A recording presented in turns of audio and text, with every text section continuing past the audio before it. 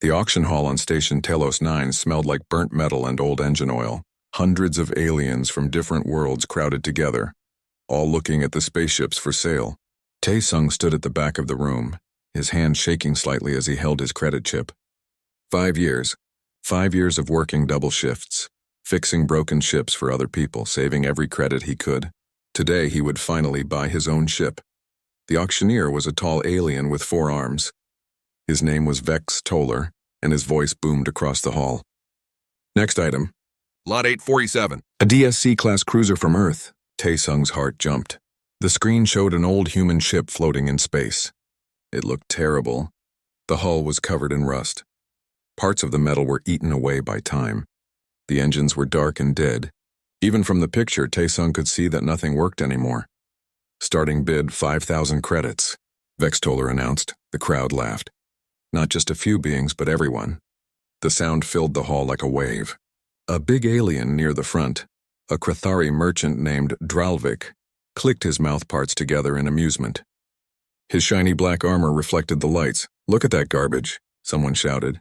"Even the scrapyards wouldn't take it," another voice called out. Tae-sung raised his hand. 5,000 credits. The laughter stopped for a second, then came back twice as loud. Aliens turned to look at him. Some pointed. Others shook their heads like they felt sorry for him. Dralvik stood up, his tall body towering over everyone. "The human wants scrap metal? Let him have his garbage. I will not waste my time bidding on trash." He laughed and his crew laughed with him. 5,000 once. "Twice, sold to the human!" Vex Toller brought down his hammer. Tae-sung walked forward to complete the payment. His legs felt weak, but he kept his face calm. He handed over his credit chip. Everything he saved. Everything he worked for.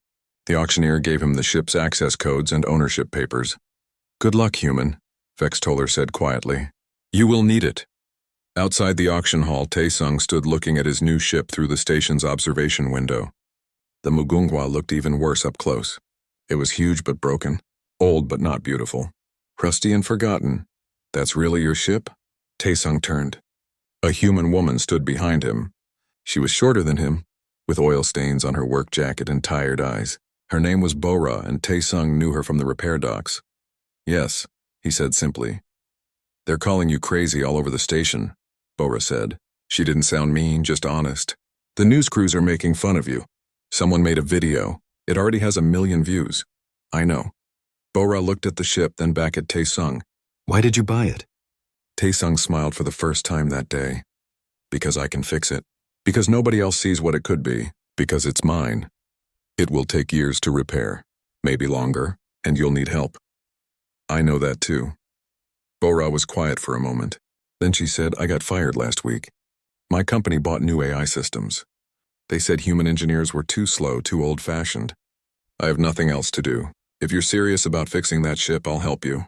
I'll work for a share of whatever you build." Tae-sung looked at her carefully. Bora was one of the best engineers he knew. Smart, careful, and creative. "Why would you want to work on something everyone says is impossible?" "Because I'm tired of aliens telling me human engineering is worthless," Bora said, her voice hard. "Because I want to prove them wrong. And because you have something in your eyes that tells me you actually have a plan." Before Tae-sung could answer, another voice spoke. "Make that 2 people." A man walked up to them. He was older, maybe 45, with gray in his hair and the straight back of a soldier. His name was Hyunwoo, and Tae-sung recognized him as a former military pilot who now flew cargo ships. "I heard about your purchase," Hyunwoo said. "Everyone on the station heard about it. They're laughing at you." "I know," Tae-sung said again. "Good, let them laugh. I've been flying commercial routes for 3 years now. Every company tells me I'm too slow, that my reflexes aren't good enough compared to alien pilots. They're right by their standards. But I can fly things they can't. I can handle ships that don't have fancy AI systems. If you're rebuilding that old cruiser, you'll need a pilot who understands human ships." Tae-sung looked at both of them. Bora and Hyunwoo. 2 people as rejected and forgotten as his ship. "I can't pay you much. Maybe nothing for months. We know," they said together. "The work will be hard. People will keep laughing at us. We know. We might fail." Bora smiled. "Or we might not." They moved the Mugunghwa to an abandoned dock bay at the edge of the station. The bay was huge, dark, and cold. When they turned on the lights, they could see just how bad the ship really was. Holes in the hull, wires hanging loose like dead vines. The control room was empty, all the important parts stolen or broken long ago. Tae-sung walked through every room, making notes on his datapad. Bora and Hyunwoo followed him, both getting quieter as they saw more damage. "This is worse than I thought," Bora finally said. "I know." Tae-sung, "Be honest. Can this actually be fixed?" He stopped walking and turned to face them. "Not the way other people would fix it. Not if we try to make it like it was. Not if we follow the normal rules. Then how?" Hyunwoo asked. Tae-sung pulled up files on his datapad. Designs and plans he'd been working on for years. Ideas that other engineers had called crazy. "We don't restore it. We rebuild it. We use what works, throw away what doesn't, and add new things in ways nobody else would think of. We make it better than it ever was, but different, strange, unique." Bora looked at the plans. Her eyes went wide. These designs are incredible. Why didn't you ever show anyone?" "I did. They all said it wouldn't work. They said human engineering should copy alien methods, not create new ones." "But you think this will work?" "I know it will." Outside the bay, Dralvik's ship floated past. His crew broadcast a message on the open channels, making sure everyone could hear. "Look at the humans and their garbage. Watch them fail. This will be fun to see." More alien ships came by over the next few days. Some to laugh. Some to take pictures. Some to bet on how long before Tae-sung gave up. A Valorian news blogger set up cameras outside the bay, streaming everything. Inside, Tae-sung and his small crew got to work. They started with the basics, cutting away the worst of the rust, testing what could be saved. Every day was hard. Every night they were exhausted. But slowly, very slowly, they made progress. One night, working late, Bora asked, "Do you really think we can make them stop laughing?" Tae-sung was under the ship, working on the frame. "I don't care about making them stop laughing," he said. "I care about building something amazing. The rest will take care of itself." Hyunwoo, checking the old pilot controls, laughed quietly. "You know what? I think he's right. Let them laugh. We'll be too busy working to notice." Bora smiled and went back to her welding. Outside, aliens kept watching, kept mocking, kept waiting for the humans to fail. Inside, 3 people who had been told they weren't good enough began to build something that would change everything. The Mugunghwa was just a rusty old ship full of broken dreams. But in the hands of people who refused to give up, it was about to become something far more. 3 months passed. The Mugunghwa started to look different, but not in the way anyone expected. Aliens who came to watch and laugh found themselves confused instead. The ship didn't look like it was being restored. It looked like it was being transformed into something new, something strange. Tae-sung didn't replace the dead engine with a normal one. That would cost too much money, and besides, he had better ideas. He built something nobody had seen before. He took a human fusion reactor, small and simple, and connected it to parts from 6 different alien engine types. Each part came from the scrapyards, broken pieces that other people threw away. Bora thought he was crazy at first. "These parts aren't designed to work together," she said, holding up a Quillnath power converter that should never connect to a human reactor. "They aren't designed to work together the normal way," Tae-sung agreed. "But look here. If we modify the power flow, add a buffer system, and use redundant connectors, they can work together better than apart." That's not how engineering works.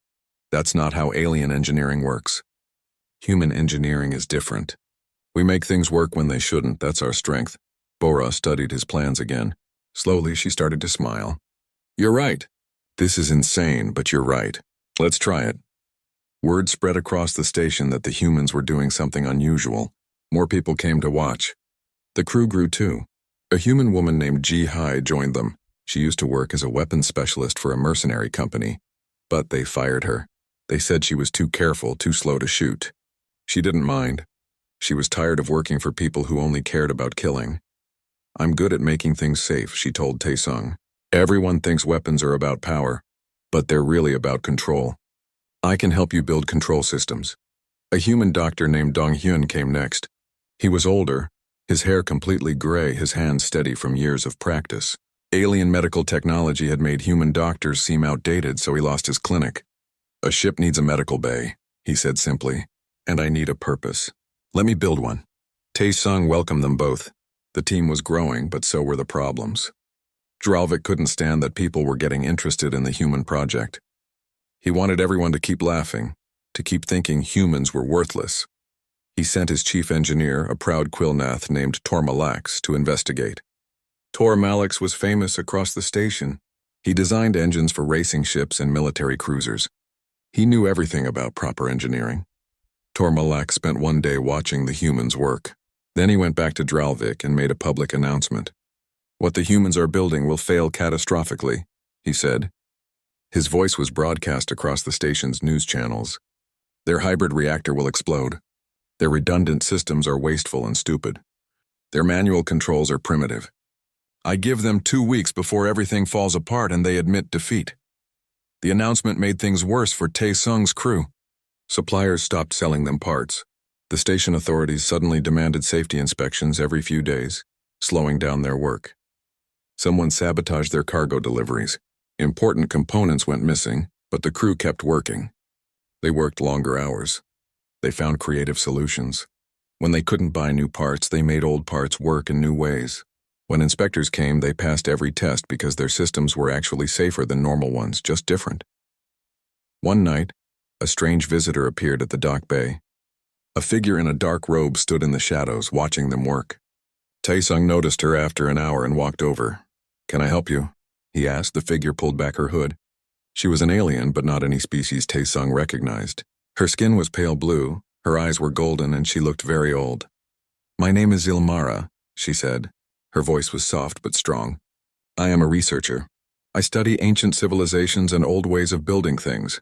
Why are you watching us? Because you are doing something very rare. You are building with adaptive resilience. Do you know what that means?" Taesung shook his head. "Most species in this galaxy build things to be perfect. They find the best way to do something and do it that way forever. But you humans, you build things to survive change. Your systems can adapt. Your designs can handle the unexpected. This is very old wisdom, very powerful wisdom.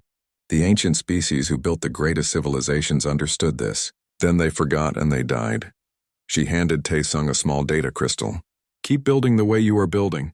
One day you will need to find something. These coordinates will help you, but only when you are ready." Before Taesung could ask more questions, Ilmara disappeared into the shadows. The months passed. The Mugunghwa changed more and more. The hull was no longer just patched. It was redesigned. Bora figured out how to use different metals together, each chosen for specific properties. The ship looked strange with patches of different colors and textures, but it was stronger than ever. Inside, the ship was even more unusual. Taesung had redesigned the interior layout completely.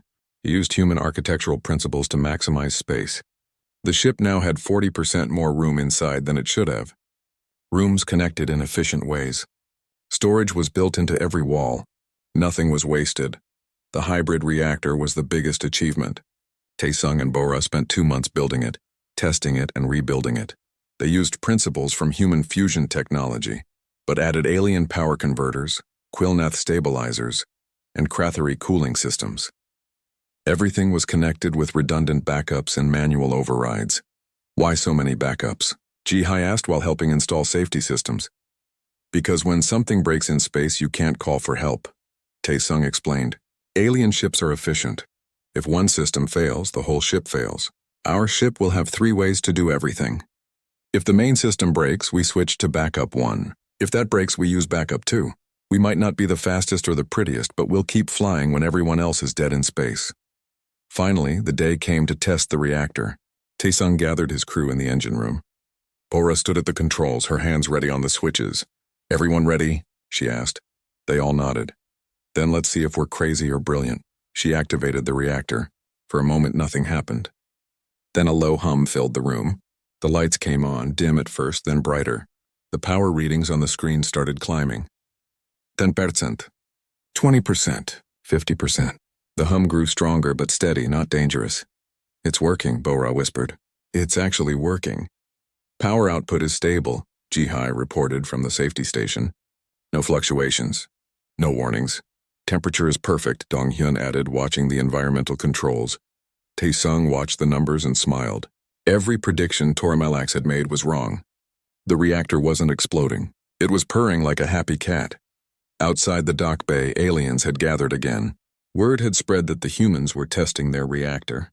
Most came to see the failure. Some even had emergency crews ready to put out fires. But there was no fire, no explosion, just steady, reliable power flowing through a ship that shouldn't work but did. Tormalax himself stood at the observation window, his face unreadable. He watched the power readings, ran calculations on his datapad, and watched some more. Finally, he turned and walked away without saying anything. His silence spoke louder than any announcement. Hyun-woo, who had been checking the pilot systems, came down to the engine room. The controls are responding. We have power to navigation, to life support, to shields. Everything is online. Then we're ready, Taesung said. Ready for what? Bora asked. To fly. To show them that human engineering isn't just different. It's better. Above them, the Mugunghwa hummed with life, waiting for its chance to prove everyone wrong. 6 months after buying the rusty wreck, Taesung filed a flight plan with station control. The Mugunghwa was ready for its first real test. The news spread across Telos 9 within an hour. Thousands of beings crowded the observation decks. Some came to cheer. Most came to watch the humans fail. The station controller, a nervous Valorian, contacted them 3 times. Are you absolutely sure about this? We can delay if you need more time. We're ready, Hyun-woo replied from the pilot seat. His hands rested calmly on the manual controls. Understood. You have clearance to undock.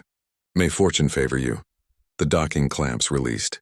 Hyun-woo touched the thruster controls gently, and the Mugunghwa moved away from the station.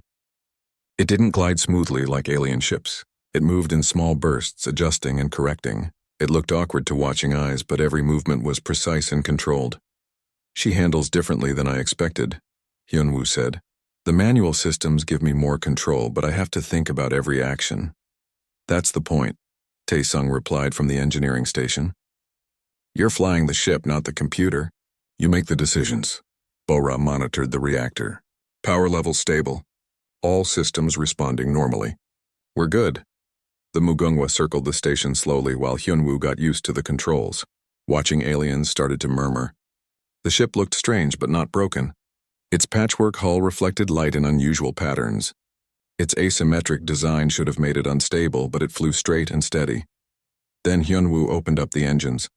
The ship accelerated hard, faster than anyone expected. It dove toward a nearby asteroid field, threading between rocks with careful precision.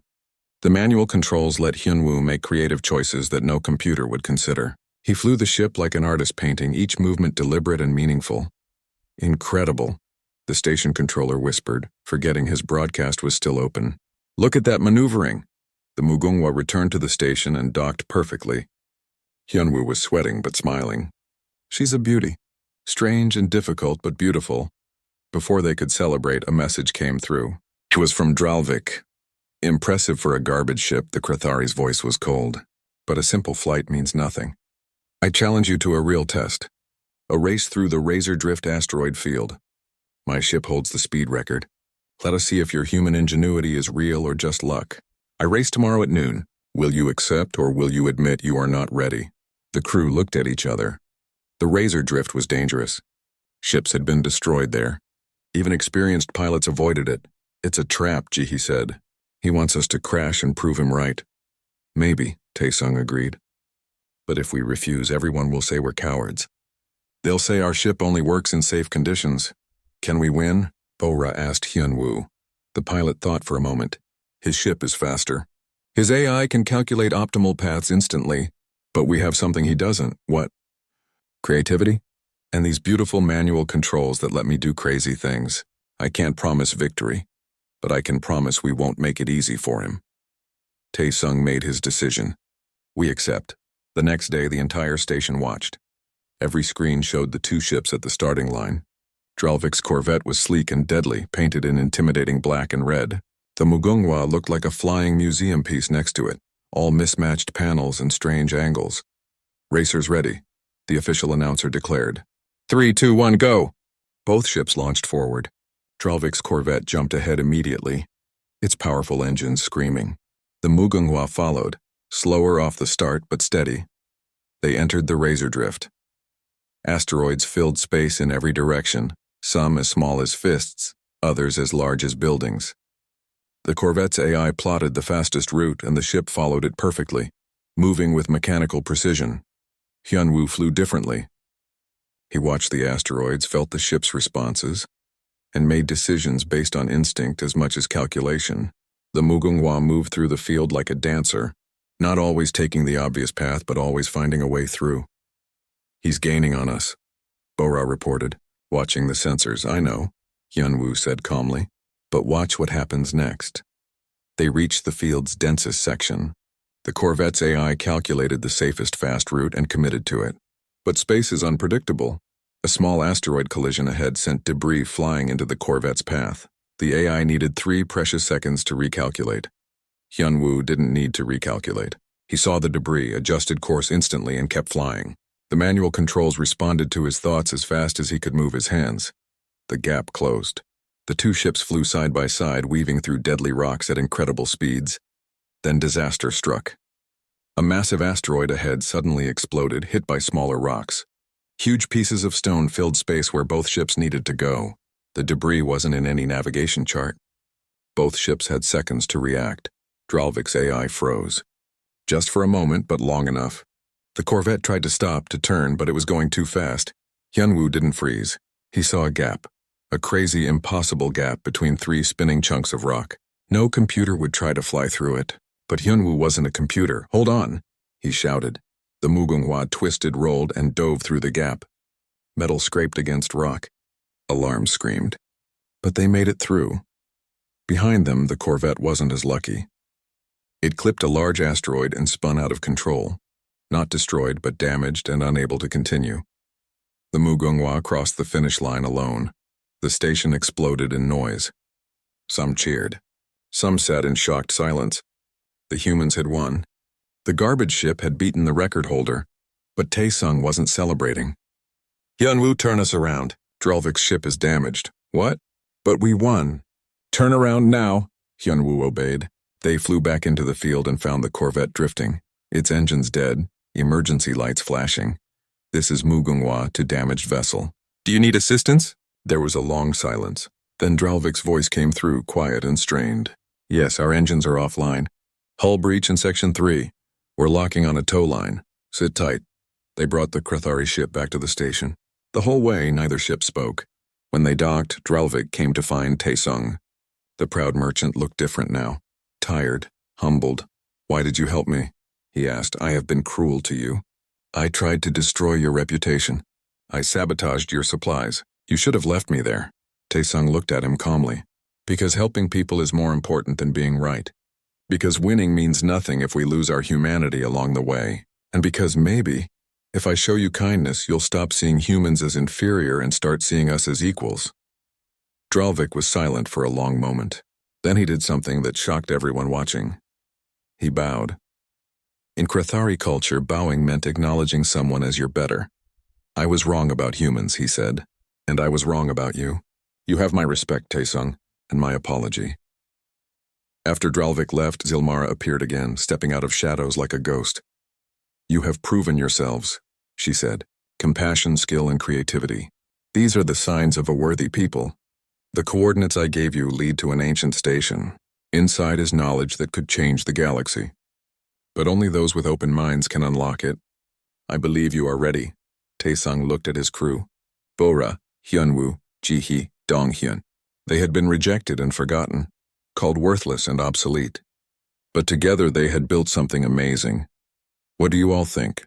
He asked. The freight business can wait, Bora said, grinning. Let's go find some ancient mysteries. The others agreed. But something else happened that night. 3 alien engineers approached the dock bay.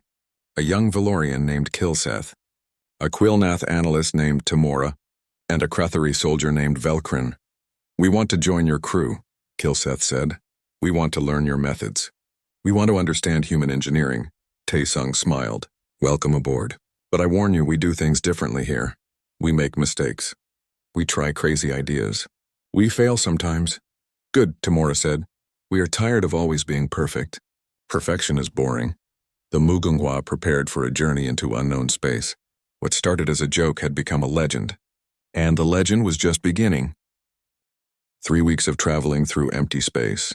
The Mugunghwa followed Zilmara's coordinates deep into a region where no ships normally went. The crew used the time to get to know their new alien members. Kilseth was eager to learn everything, asking questions constantly. Tamora was quieter, but her eyes were always watching, always thinking. Felkrin kept to himself at first, but slowly opened up during shared meals. "There," Bora called out from the sensor station. "I'm picking up something massive ahead." They came out of faster-than-light travel and stopped. In front of them floated a structure so large it made their ship look like a toy. It was ancient, made of dark metal that seemed to absorb light. Strange patterns covered its surface. No lights, no power signals. Just silence and age. "What is this place?" Hyunwoo whispered. "This is a predecessor station," Silmara said, her voice full of reverence. "My people called it the Crucible. It was built by beings who lived 100,000 years ago. They were the most advanced civilization the galaxy ever knew. Then they vanished. What happened to them? They became too perfect, too specialized. When their galaxy faced something unexpected, they could not adapt. They died because they forgot how to change." Silmara looked at Taesung. "This station tests those who come after. It tests if they are worthy to inherit predecessor knowledge." "Tests how?" Jihai asked, her hand instinctively moving toward her weapon. "By challenging the mind, not the body. By seeing if you can solve problems that have no perfect solution. Come, let us enter." The station's outer door was massive. Modern technology could not open it. Alien computers could not read its codes. But Bora noticed something. The door had mechanical parts, physical puzzles built into its structure. "This isn't about technology," she said, studying it. "It's about thinking. About seeing patterns and solving problems with your hands as much as your brain." She worked on the puzzle for an hour, trying different combinations. Kilseth helped, and together they found the solution. The door opened slowly, groaning like something waking from a very long sleep. Inside, the station was dark until they entered. Then lights flickered on, ancient but still working. Holographic displays appeared, showing symbols nobody recognized. Dong-hyun stepped forward, studying the symbols. "These aren't words. They're concepts. Look, this one shows growth. This one shows adaptation. This one shows cooperation. They're trying to communicate ideas that work in any language." The station suddenly came fully alive. A deep voice spoke, not in sound, but directly in their minds. "Successor species detected. Trial begins. Each individual will face a unique challenge.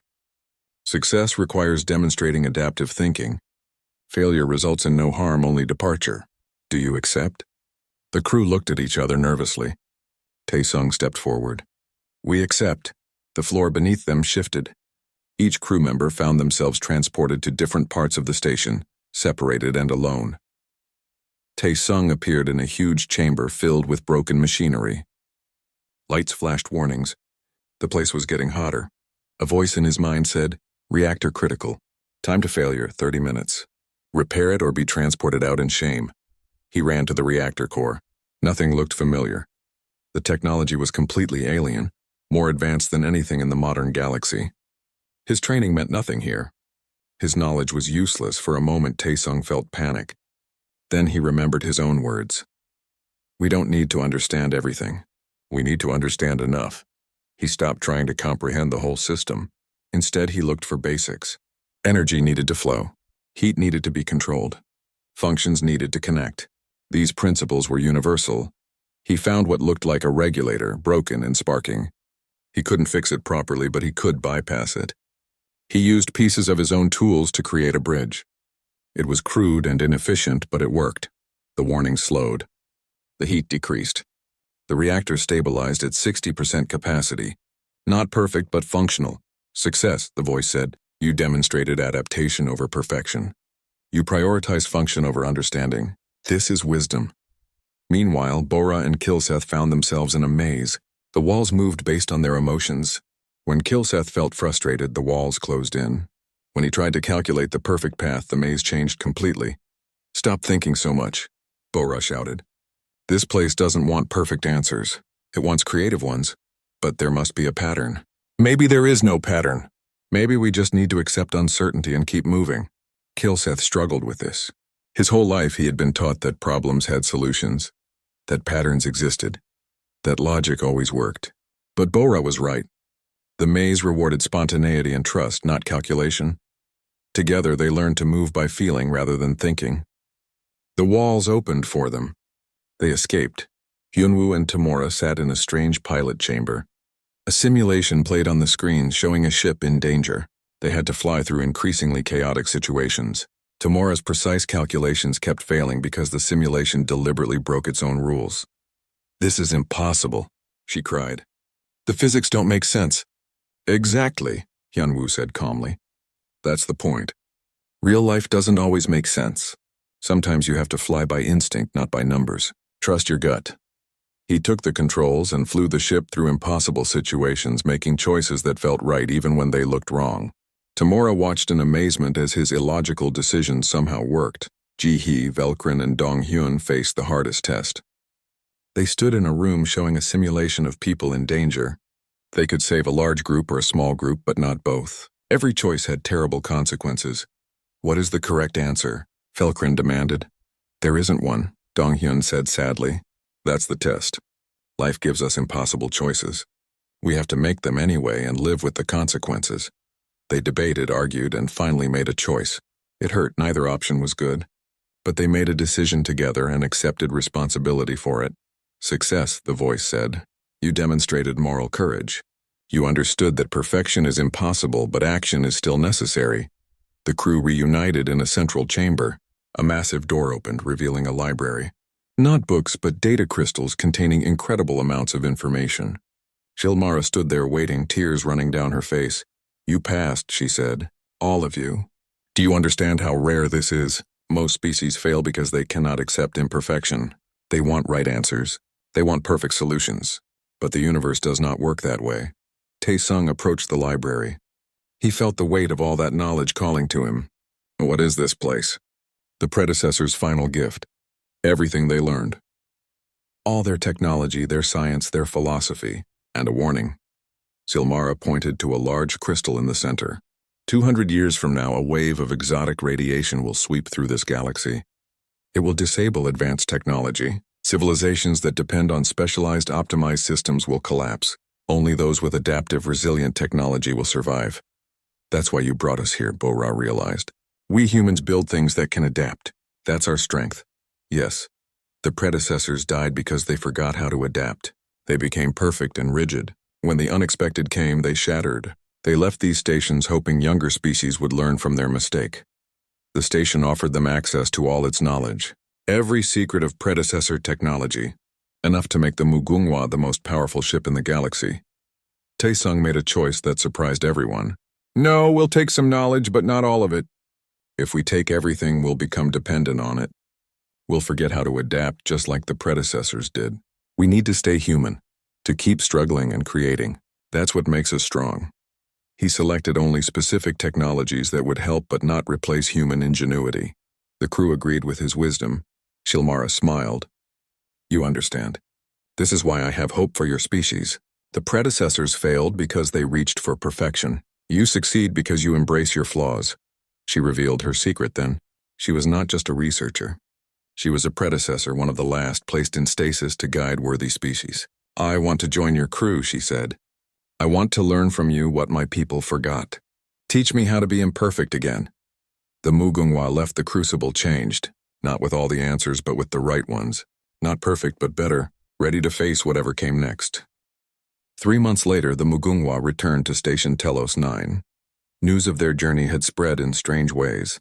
Some said they found ancient weapons. Others claimed they died in space and what returned was a ghost ship.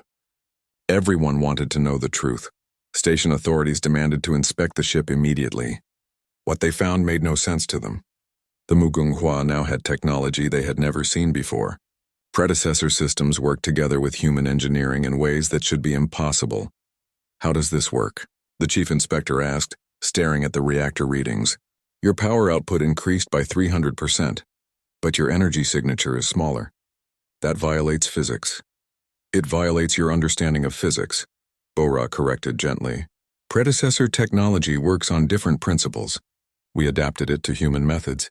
Tae-sung gave a public demonstration. He invited news crews, government officials, and anyone who wanted to watch. The Mugunghwa performed maneuvers that left alien engineers speechless. The sensors could predict dangers before they happened. The shields learned from each attack and adapted in real time. The reactor actually became more efficient the longer it ran. Most shocking was a new capability. The Mugunghwa could share its processing power with nearby ships, creating a network without centralized control. Each ship stayed independent but gained benefits from cooperation. Within hours, offers poured in. Corporations wanted to buy the technology. Military powers offered unlimited funding. The Galactic Council sent ambassadors with promises of wealth and power. Taesung refused them all. "You want to buy what you mocked," he said at a press conference. 6 months ago you laughed at us. You called our ship garbage. You said human engineering was worthless. Now you want to own our work? No, we will not sell human creativity. We will share it, but on our terms. He announced the creation of the Human Innovation Collective. It would be a place where anyone could learn, regardless of species. Not a corporation or a government, but a community dedicated to adaptive engineering. "We have 3 rules," Taesung explained. "First, embrace failure. Every mistake teaches us something. Second, work together. No species has all the answers. Third, technology serves life, not profit. We share what we create." The station's rejected workers came in crowds. Humans who had been called obsolete. Aliens who had been fired for being different. Everyone who had been told they were not good enough. Bora taught engineering classes.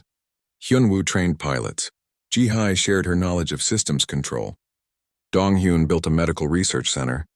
Even the alien crew members became teachers, showing their people that learning from humans was not shameful but wise. But not everyone was happy. A group of powerful corporations saw the collective as a threat to their profits. They formed a secret alliance and planned to destroy it. If they could not own the technology, they would eliminate it. 6 corporate mercenary ships approached Telos 9 without warning. They came heavily armed and ready for war. Their mission was simple: capture the collective's facilities and force everyone to work for the corporations or die. Station defense forces scrambled to respond, but they were outnumbered and outgunned. The mercenaries would win easily. Then the Mugunghwa launched along with 5 other ships. These were vessels that Taesung's crew had helped upgrade. Not as advanced as the Mugunghwa, but built with human principles. Each one unique, each one adaptable. The battle was unlike anything the galaxy had seen. The corporate ships fought with standard tactics, using overwhelming firepower and AI coordination. The human ships fought differently. They used creativity. Yunwoo flew the Mugunghwa like an artist, making choices no computer would consider. The other ships followed his lead, not with perfect coordination but with improvisation. They turned asteroids into shields. They used the station's structure for cover. They pretended to retreat, then attacked from unexpected angles. Most importantly, they did not try to destroy the enemy ships. Instead, they disabled them carefully, targeting engines and weapons but not life support. When corporate ships were helpless, the human crews boarded them. Velkrin led the boarding teams. He found the mercenary crews confused and scared. These were not evil beings. They were just people doing a job. "You can keep fighting for corporations that see you as tools," Velkrin told them. "Or you can join people who see you as equals. The choice is yours." 2/3 of the mercenaries surrendered immediately and asked to join the collective. They were tired of being expendable. They wanted to be valued. The Battle of Telos 9 became famous across the galaxy. The Galactic Council had to take an official position. After heated debate, they recognized the Human Innovation Collective as an independent organization with protected status. More importantly, they acknowledged that human engineering principles were valid alternatives to traditional methods. This changed everything. Species across the galaxy began incorporating human ideas into their technology. The rigid hierarchy of galactic engineering started to break apart, replaced by diversity and creativity. But Taesung knew this was just the beginning. At a galactic summit attended by leaders from hundreds of worlds, he stood with Zilmara and revealed the complete truth. In 200 years, a wave of exotic radiation will sweep through this galaxy, he announced. It will disable most advanced technology. Civilizations that depend on specialized, optimized systems will collapse. Billions will die. The chamber erupted in panic and denial. Some called him a liar. Others demanded proof. Zilmara stepped forward and showed them predecessor records. Mathematical models, Historical data from the last time this happened, 100,000 years ago, when it destroyed the most advanced civilization the galaxy had ever known. Slowly, the denial turned to acceptance. The galaxy had 200 years to prepare, 200 years to learn adaptability, 200 years to become resilient instead of perfect. This is why we created the collective, Taesung said. Not for profit or power, but because the galaxy needs to change. We must teach each other. We must learn to build technology that can survive the unexpected. And we must do it together. The Mugunghwa became the prototype for a new class of ships, adaptation-class vessels designed to teach and explore. Taesung's crew, now including beings from 15 different species, traveled from world to world, sharing knowledge and learning in return. Years passed. The collective grew into something beautiful. Not perfect, never perfect, but strong because of its imperfections. Millions of beings learned to embrace uncertainty, to value creativity over optimization, to see failure as opportunity. One day, Taesung returned to Talos 9 for a special occasion. A salvage auction, just like the one where his journey began. He wore simple mechanic's clothes and walked through the crowd unrecognized. A young Valorian engineer was bidding on a wreck. The crowd laughed at him. They called him foolish. They said the ship was worthless. The Valorian won the bid for almost nothing. He looked at his purchase with determination in his eyes. Taesung approached him quietly. "They are laughing now," he said. "But that is how all great things begin. They see garbage. What do you see?" The Valorian turned, recognizing the famous human.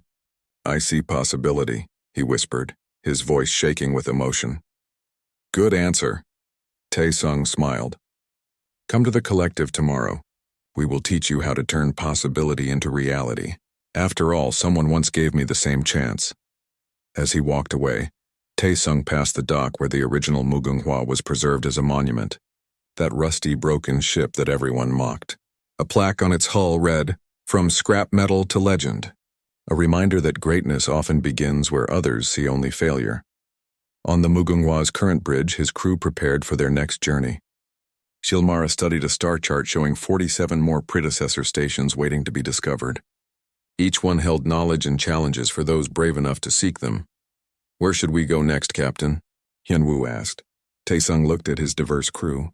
Humans and aliens working together as equals. Once rejected, now respected. Once mocked, now legendary everywhere, he said. "We have a galaxy to teach and only 200 years to prepare them. We have work to do." The Mugunghwa jumped to faster-than-light speed, its hybrid engines singing with human creativity and predecessor wisdom. Behind it, it left a galaxy slowly learning the most important lesson. True strength comes not from perfection, but from the ability to adapt, to create, and to never give up. The ship that everyone laughed at had become the ship that would save them all. And it all started with one human who refused to see garbage when he could see possibility instead.